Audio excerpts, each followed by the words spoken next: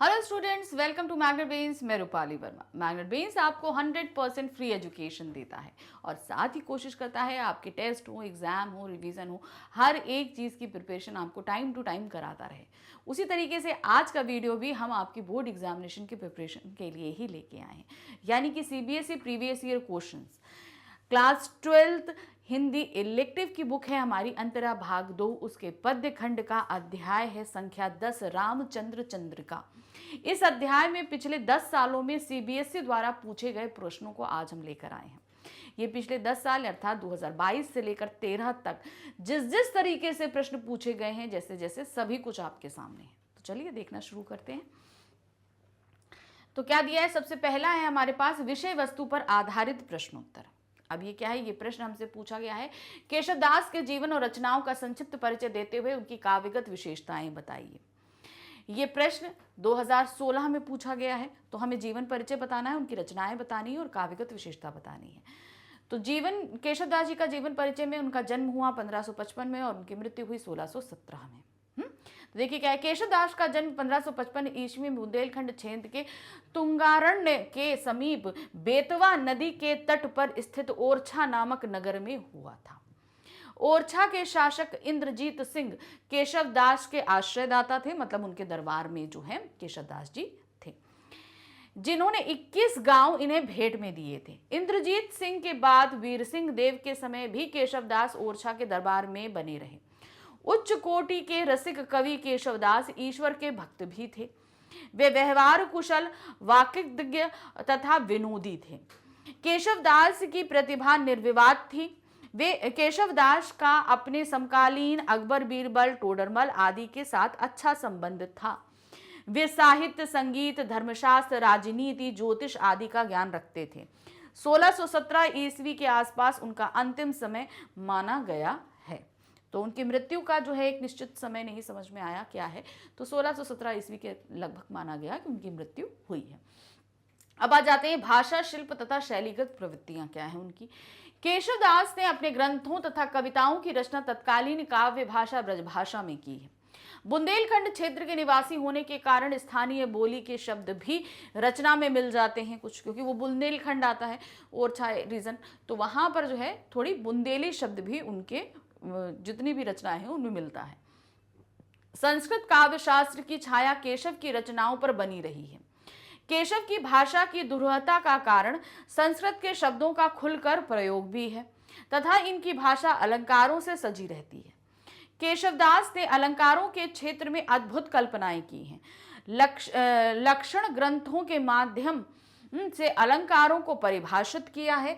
वे श्लेष तथा श्लेष से अनुप्राणित अलंकारों में विशेष रुचि दिखाई देते हैं। मतलब श्लेष यानी कि एक ही शब्द से कई अर्थों का जुड़ा होना, तो इस तरह के अलंकार उनके हमें ये रचनाओं में देखने को मिलते हैं।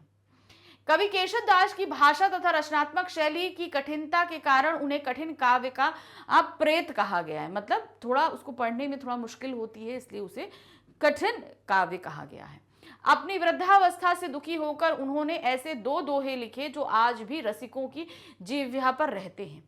कल्पना शक्ति संपन्न तथा काव्य भाषा में पारंगत केशवदास वस्तुतः पांडित्य प्रदर्शन का लोभ संवरण नहीं कर पाए, जिसके कारण उनके काव्य को सामान्य लोगों से अधिक प्रसिद्धि नहीं मिल पाई। तो मतलब जो बहुत सामान्य लोग जो हैं, जैसे जो हम लोग पढ़ने वाले हैं, वो ज्यादातर इनके काव्य को नहीं पढ़ते, क्योंकि ये थोड़ा सा कठिन काव्य के अंतर्गत आता है। तो ये हो गया इनका जीवन परिचय और काव्यगत विशेषताएं। अब आते हैं हम काव्यांश की सप्रसंग व्याख्या पर। अब हमारे सामने एक काव्यांश दिया गया है, इसको हमें पढ़ना है और इसका संदर्भ प्रसंग सहित व्याख्या करनी है।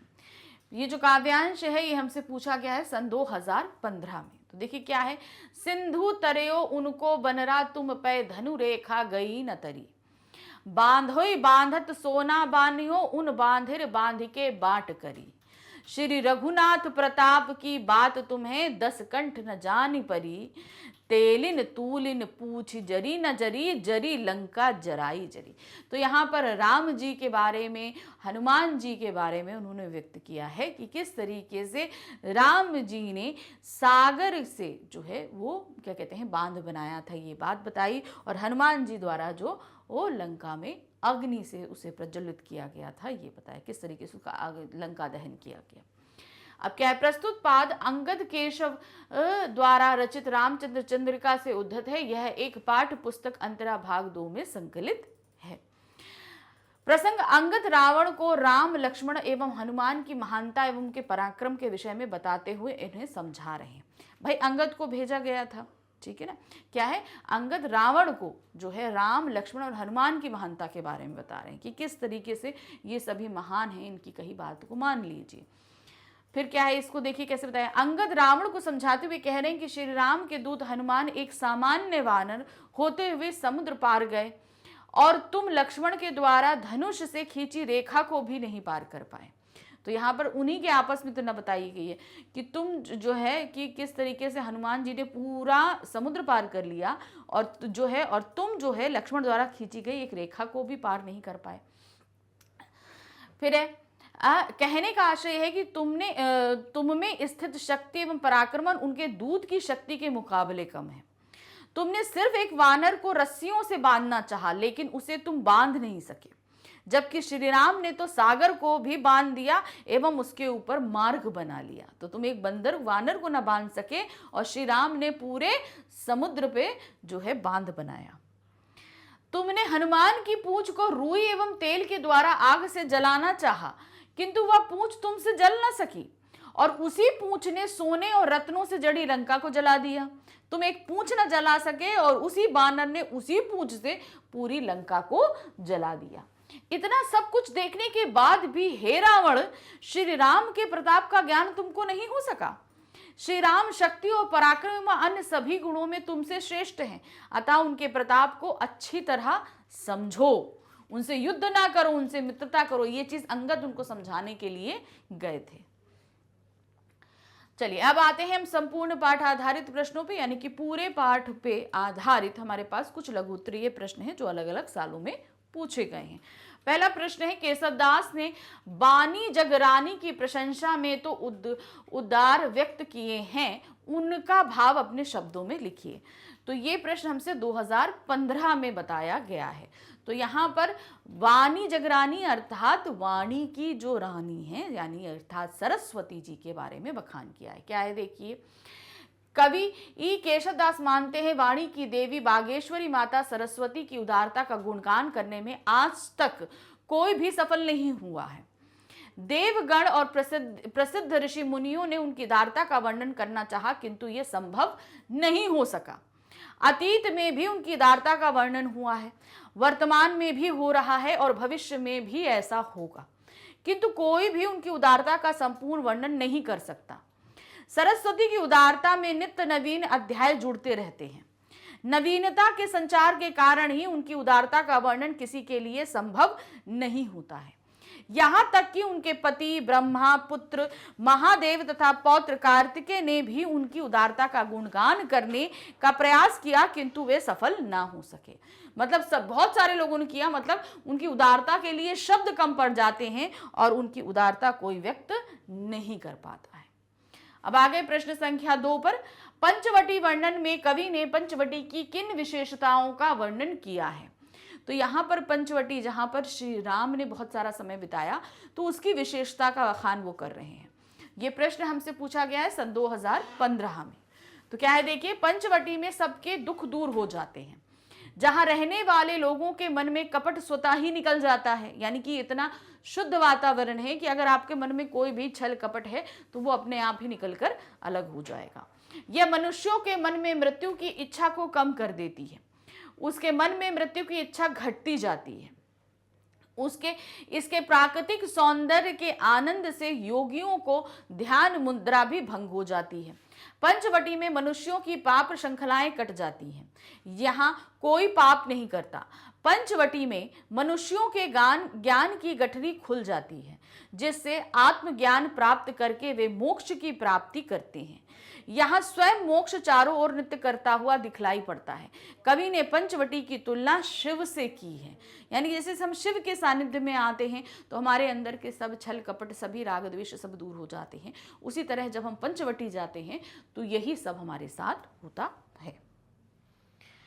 प्रश्न संख्या 3 है, मंदोदरी को क्यों लगता है कि श्री रघुनाथ के प्रताप की बात रावण की समझ में नहीं आ रही है? केशवदास के सवैये के आधार पर बताइए।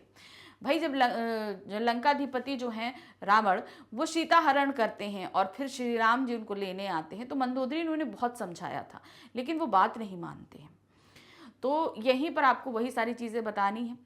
ये प्रश्न हमसे पूछा गया है सन 2014 में। तो देखिए क्या है, सीता हरण के पूर्व रावण लक्ष्मण के द्वारा बाण से खींची गई रेखा को पार नहीं कर पाया था। वह उसके दूध को बांध कर नहीं रख सका, वह उसके दूध की पूंछ को भी जला नहीं पाया। इन सब घटनाओं के आधार पर मंदोदरी को की समझ में आ रहा था कि श्री रघुनाथ का प्रताप रावण की शक्तियों से कहीं अधिक है। तो मतलब हर ऐसा पल पल ऐसा हो रहा था जो रावण जिसको हरा नहीं पा रहा था, चाहे वो लक्ष्मण रेखा हो, चाहे हनुमान जी को पकड़ना हो, अंगद का पैर हिलाना हो, बहुत सारी ऐसी चीजें हुई थी जो रावण के बस में ऐसे नॉर्मल होती तो हो जाती, लेकिन वो ये सारी चीजें नहीं कर पा रहा था। तो मंदोदरी को ये समझ में आ गया कि रघुनाथ से जो है, यानी कि श्री राम जी जो हैं, उनका प्रताप बहुत ज्यादा है, तो शक्तियों से कहीं अधिक है। लेकिन रावण को यह समझ में नहीं आ रहा है, क्योंकि वह अपनी जिद पर अड़ा हुआ है। कहते हैं ना, जब हम जिद ठान लेते हैं तो हमारी बुद्धि भी काम करना बंद कर देती है। रावण के साथ भी यही हुआ था। वो उसके सोचने समझने की जो शक्ति है वो कहीं ना कहीं क्षीण हो गई थी। वो सिर्फ जो है अपने अहंकार में आ गया था, और इसी का यही उसके नाश का कारण भी बना था। अशोक वाटिका को उजाड़ने वाला एवं लंका को जलाने वाला कोई महान योद्धा नहीं, अपितु मामूली सामान्य साधारण एवं छोटा सा वानर है, किंतु वह पराक्रमी है। श्री रघुनाथ ने समुद्र को बांधकर उस पर रास्ता बना दिया।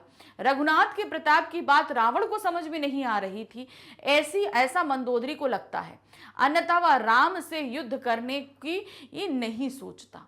तो ये चीजें मंदोदरी को आ रही थी समझ में, और इसीलिए वो ये सारी चीजें सोच रही थी। नेक्स्ट क्वेश्चन है क्वेश्चन नंबर 4। यहां पर है, निम्नलिखित काव्यांश को पढ़कर उसका काव्य सौंदर्य स्पष्ट कीजिए। अब हमारे पास में कुछ पंक्ति दी गई हैं, इनको पढ़ना है। इसका भाव, अब काव्य सौंदर्य के अंदर दो चीजें आती हैं, भाव पक्ष और कला पक्ष। तो भाव पक्ष में हमें क्या बताना पड़ता है कि जो ये पंक्तियां हैं इसके पीछे का भाव क्या है, ये चीजें, और कला पक्ष में इसको रचित करते समय क्या अलंकार हैं, क्या गुण हैं, क्या बिंब हैं, क्या छंद हैं, ये सारी चीजें हमें बतानी पड़ती हैं। तो ये यहाँ पर जो पंक्तियां हमारे सामने रखी गई हैं, ये सन 2018 और 15 में पूछी गई हैं। तो क्या है, श्री रघुनाथ प्रताप की बात तुम्हें 10 कंठ न जानी परी, तेलहि तूलिन पूछ जरी ना जरी, जरी लंका जराई।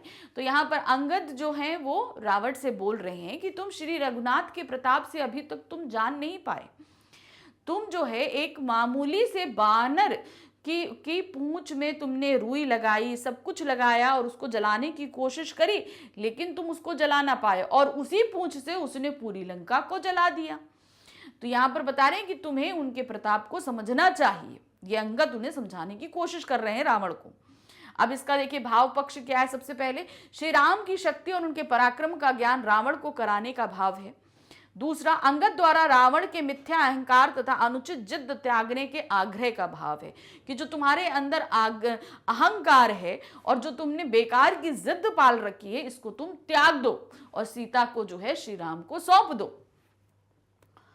वीर रस एवं ओज गुण युक्त रचना में तुकांत है। ये चीज हमें पता चल रही है कि वीर रस है, ओज पूर्ण वक्तव्य बोला जा रहा है ना। अब आते हैं कला पक्ष। व्रज भाषा की कोमलता पदावली में बुंदेलखंडी प्रभाव की झलक है, क्योंकि जैसे हमने बताया कि जो है केशव दास की जितनी भी कविताएं हैं उसमें बुंदेलखंड का हमें प्रभाव साफ समझ में आता है। छंद में तुकांत होने के कारण गेयता है, तद्भव शब्दों का बाहुल्य है, तेलनी तूलनी जरी न जरी में अनुप्रास अलंकार है, स्वर मैत्री के कारण संगीतात्मकता का गुण है। तो ये इसका कला पक्ष था। ठीक है, तो जब भी आपके सामने इस तरीके से पंक्तियों का आए तो हमेशा देखिए कि पंक्तियों के पीछे के भाव क्या है वो बताइए, और उसमें कौन कौन से अलंकार हैं, गुण हैं, छंद है, इनको आप फटाफट छांट के कुछ पॉइंट्स में लिख सकते हो। तो इस तरीके से ये पूरा काव्य सौंदर्य निर्मित हो जाएगा। और इस प्रश्न के साथ हमने आपको बता दिया कि 10 साल में जो प्रश्न इससे पूछे गए, ज़्यादा नहीं पूछे गए हैं, लेकिन जितने भी पूछे गए हैं उनको अच्छे से पढ़ना ज़रूरी है। ऐसा नहीं है कि इस साल नहीं पूछे जा सकते हैं। तो तैयारी तो सभी चैप्टर्स की करनी है, तो इसको भी हम करेंगे। अभी आगे और भी चैप्टर हैं, उनको लेकर हम आएंगे आपके लिए। ठीक है, तो फिर से मिलते हैं। Bye bye.